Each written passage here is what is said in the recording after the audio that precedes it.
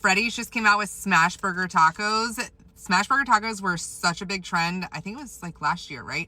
I never made them at home, but they look so good and I'm so excited to try these. So it's their smash burger patty, lettuce, and then their jalapeno fry sauce on a tortilla.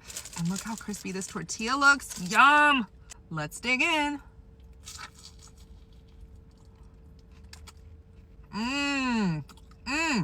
You guys, these are so good.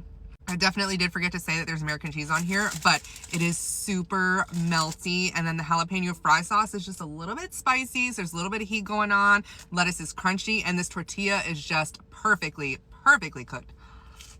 You hear that crunch? These are so good. These remind me of a Big Mac taco, but better.